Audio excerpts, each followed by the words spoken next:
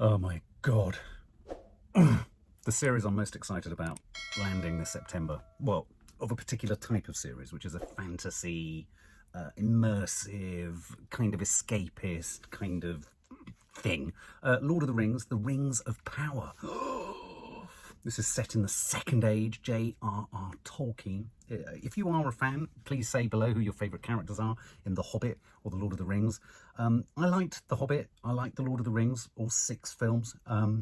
I loved the books. Nothing quite compares to the reading of the book. And I think, unfortunately, we're now in an age where reading something like Lord of the Rings is just an impossibility. I don't think anyone would read a book the length of Lord of the Rings. I remember taking it away with me, reading it in the back of a van, whilst my mum and her girlfriend, we all went camping, and I just would lie in the back of the van and just read Lord of the Rings. And, it's just so exciting. And The Hobbit was one of the most revelatory, transformatory, egalitatory reads ever in my life.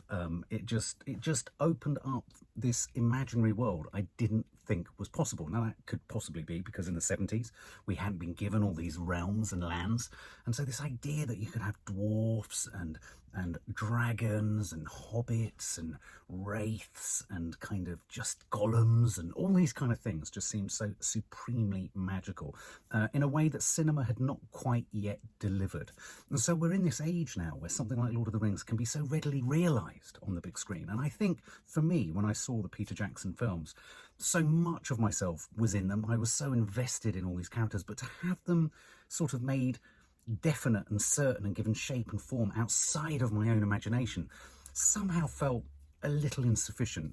I think that's one of the dangers with imagination, with one's imagination, especially childlike imagination, when it's then matched against someone who's committed a vision to celluloid or film or whatever. And so consequently one's slightly trapped in the sort of Sir Ian McKellen type, Gandalf, one's trapped in the Martin Freeman, Bilbo or Frodo. You're trapped in the Ian Holm. Do you know what I mean? You get sort of ensnared into the way in which a director has seen them. And whereas for me, the joy of J.R.R. Tolkien is the total freedom in one's head, which is what makes these things both, for me, exciting, because I think the idea of this is possibly, in the end, going to be more exciting than potentially the reality, which I think was the case for the Lord of the Rings films and the Hobbit films too, because at the end of the day, really, you know, everyone's Hobbit, everyone's Middle-earth is in here. The best Middle-earths are in here, I think, unfortunately. So I don't want that to be a downer, because I'm excited about this and I want to see this. I want to watch this. I want to watch this new series. One of the most sort of expensive new series to land on any streamer, I think since time immemorial, since Game of Thrones and Stranger Things and all that kind of thing. So Amazon Prime have chucked loads of money at this. As I say, it's the Second Age. It's prior to all the characters of The Hobbit and Lord of the Rings and all that malarkey. Please tell me who your favourite characters are. But I'm going to watch this and I'm excited about it because I want to be immersed. I want to escape. There was a time when the world was so young. There had not yet been a sunrise. But even then, there was light. Pre-sunrise. Call to me, lands far away. Elves have forests to protect. Dwarfs their mines. Men their fields of grain. But we Harfoots have each other. For I must now wander this wandering day. We're safe. You have fought long enough, Galadriel. Put up your sword. The enemy is still out there. The question now is where? It is over. You have not seen what I have seen. I have seen my share. You have not seen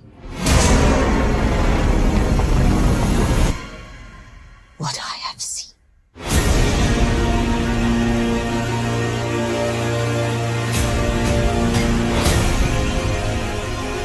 Darkness will march over the face of the earth. It will be the end, not just of our people, but all peoples. I am sorry, but their time has come. past is with us all. The past is dead. We either move forward or we die with it. This could be the beginning of a new era.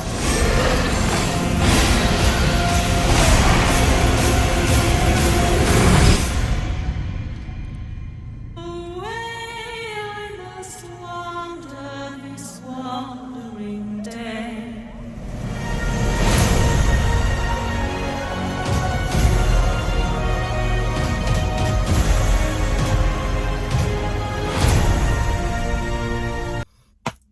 Oh my God, guys. What do I say? What do I say? What do I feel? What do I actually feel? Okay, so many of the scenics, so many of the landscapes, so many of the townscapes, the skyscapes, the treescapes just look too CGI'd. I mean, and I know that this is Fantasyland, but they look too like a computer game, which immediately makes you step one step back, because you're going to then try and park some real characters, real lives into this very artificial looking landscape.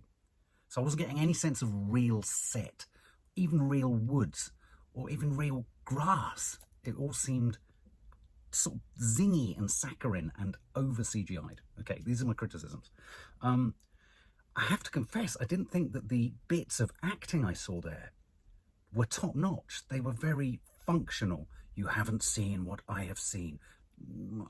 You know, the charm for me of The Hobbit and Lord of the Rings is the way in which these stories become epic. And I mean epic, but they start from the idiosyncrasies of a tiny, odd, curious character and then branch outwards. If you think they always start with The Hobbit. And for me, what I'm missing from this is I've got the scope, I've got the landscape, albeit artificial looking. I've got a huge sense of the heft of history. I mean, it feels like if anything was screaming out of that teaser, it was, this is the second age. And they're trying to encapsulate an age and so many different civilizations and different races and all that kind of stuff. They need to start small. The cleverness of J.R.R. Tolkien is starting small and building big. And my fear here is they're starting big, and then right at the end, as I saw those 3 or 4 half-wits, are they? Or halflings, or whatever. There's a different version of a hobbit in this. I know there are hobbits. They're not called hobbits, but there's something else. As they walked across the field, there was the first guy with the feet. Could that be Lenny Henry? I think it might be. I was interested at that point. For me, that is the nature of J.R.R. Tolkien. Bare feet setting off on an adventure across grass. That's it in a nutshell. I wasn't getting character. And I want this badly. I want this so badly. I wanted to step into that world, but I didn't feel it was a world I wanted to step into, apart from that last shot. What do you think, guys? You've got the elves, you've got the dwarves, you've got wolves. I mean, after Game of Thrones, give us something other than a wolf. Even if it's a sort of rabid rabbit or something, not a wolf. Anyway, I can't say that has got me more excited, so I'm going to just stay in my head thinking about the Middle-earth that I like and love, and I'm just going to hope that that's going to happen miraculously in September.